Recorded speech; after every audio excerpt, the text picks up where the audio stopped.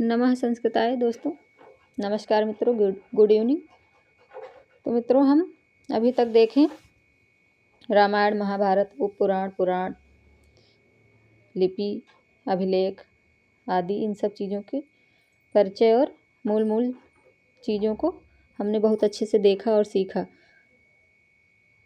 उम्मीद करते हैं मित्रों कि जो भी हमारे बहन भाई इस चीज़ को देखेंगे और समझेंगे, अच्छे से सीखेंगे, उनको लाभ अवश्य होगा। तो मित्रों, आज हम देखेंगे साहित्य दर्पण के बारे में। साहित्य दर्पण भी हमारे नेट के सिलेबस में लगा हुआ है, ठीक है। साहित्य दर्पण हमारा लक्षण ग्रंथ है। लक्षण ग्रंथ भी हमारे बहुत सारे लगे हुए हैं इसमें हमारे नेट के सिलेबस में। इसको हम अच्छे से देखेंगे और सीखेंगे थोड़ा सा। तो मित्रों, साहित्य दर्पण हमारा लगा हुआ है इसमें। और मित्रों, हम आपको एक सूचना के तौर पे बताना चाहेंगे कि जो हमारा नेट का फॉर्म है वो आ चुका है। जिन जिन हमारे बहन भाइयों को फॉर्म सबमिट करना है वो फटाफट कर दें, ठीक है दोस्तों। तो हम समय की वैल्यू समझते हुए फट से अपने टॉपिक पे आते हैं और टॉपिक पे सीधा बात करते हैं, ठीक है। तो हम देखेंगे साहित्य दर्पण का परिचय, ठीक है। साहित्य दर्पण हमारा लक्षण ग्रंथ है। इसका परिचय जो है, परिचय हमारा साहित्य दर्पण संस्कृत भाषा में लिखा गया साहित्य विषयक ग्रंथ है, ठीक है। तो दोस्तों, ये है हमारा, और जिसके रचयिता पंडित विश्वनाथ जी हैं। विश्वनाथ का समय 14वीं शताब्दी माना जाता है, ठीक है दोस्तों।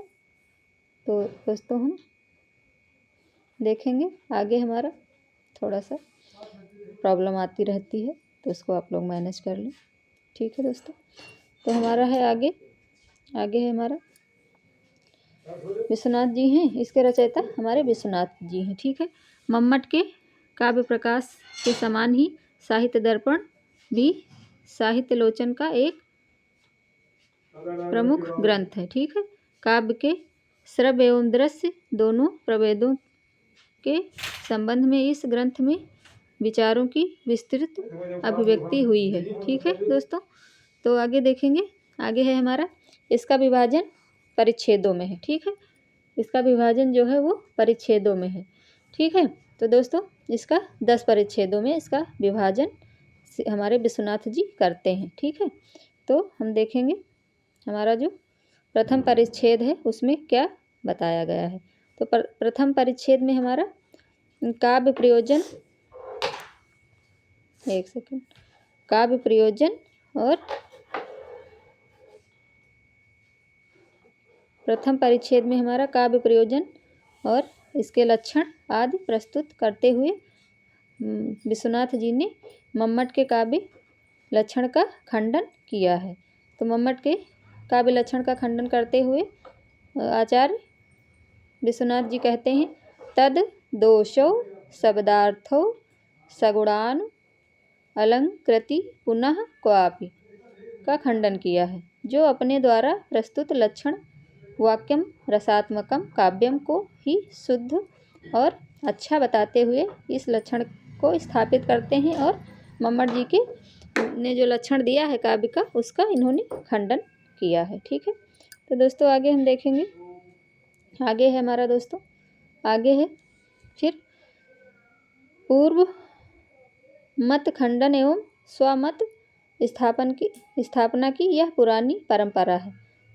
जो भी हमारे ग्रंथकार आते हैं या फिर आते हैं तो वो अपने मत को अच्छा बताते हैं और दूसरे के मतों को वो थोड़ा सा नहीं वैल्यू करते हैं। तो ये पुरानी परंपरा है, ये इस चीज़ को बता रहे हैं यहाँ पे। तो देखेंगे मित्रों, द्वितीय परिच्छेद में हमारा क्या है। द्वितीय परिच्छेद में है हमारा वाच्य और पद का लक्षण। कहने के बाद शब्द की शक्तियों, अभिधा, लक्षणा तथा व्यंजना का विवेचन और वर्गीकरण किया गया है, ठीक है। तो द्वितीय परिच्छेद में हमारा वाच्य और पद लक्षण कहने के बाद शब्द शक्तियों, अभिधा, लक्षणा, व्यंजना, ये विवेचन का वर्गीकरण किया गया है, ठीक है। तो हम मित्रों देखेंगे तृतीय परिच्छेद में हमारा क्या है। तृतीय परिच्छेद में अभी दोस्तों हम ये थोड़ा था मोटे तौर पे देख रहे हैं कि 10 परिच्छेदों में हमारा क्या कहा गया है। आगे हम दोस्तों इसका थोड़ा सा अच्छे से भी देखेंगे। ठीक है मित्रों, आप इसको कमेंट में बताएं कि आपको आगे क्या देखना है और क्या पढ़ना है, तो हम उसी हिसाब से आगे की तैयारी करेंगे। ठीक है दोस्तों, और अच्छे से पढ़ाई करते रहिए, मस्त रहिए, स्वस्थ रहिए, पढ़ाई जारी रखिए। तो दोस्तों हमारा तृतीय परिच्छेद में रस निष्पत्ति का विवेचन और रस निरूपण के साथ साथ इसी परिच्छेद में नायक नायिका भेद पर भी विचार किया गया है। ठीक है मित्रों।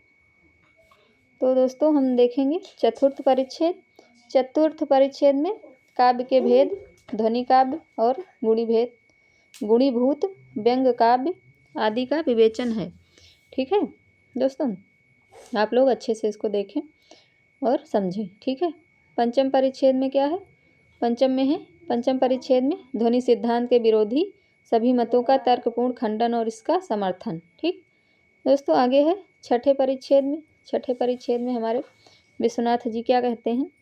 छठे परिच्छेद में नाट्यशास्त्र, जो भरत मुनि जी द्वारा लिखा गया है, तो नाट्यशास्त्र से संबंधित विषयों का प्रतिपादन किया है छठे परिच्छेद में। ठीक है, ये थोड़ी थोड़ी चीज़ों को मोटे मोटे तौर पे हम देखेंगे और समझेंगे और इसको याद रखेंगे। ये यहाँ से सीधे क्वेश्चन बनते हैं। ठीक है, पूछ लेते हैं कि छठे परिच्छेद में किस का वर्णन है या किस विषय में बताया गया है, ऐसे करके संस्कृत में क्वेश्चन बना देते हैं और पूछ लेते हैं। ठीक है, आगे देखेंगे मित्रों, यह परिच्छेद सबसे बड़ा है। जो छठा परिच्छेद है हमारा, इस तरह भी पूछ लेते हैं कि कौन सा परिच्छेद सबसे बड़ा है। तो सबसे बड़ा परिच्छेद जिससे पूछ लिया, तो सबसे बड़ा परिच्छेद हमारा छठा परिच्छेद नाट्यशास्त्र का, जिसमें संबंधित प्रतिपादन किया गया है, वो हमारा सबसे बड़ा परिच्छेद माना जाएगा विश्वनाथ जी द्वारा लिखित साहित्य दर्पण में। ठीक है, इसके परिच्छेदों और खंडन, मत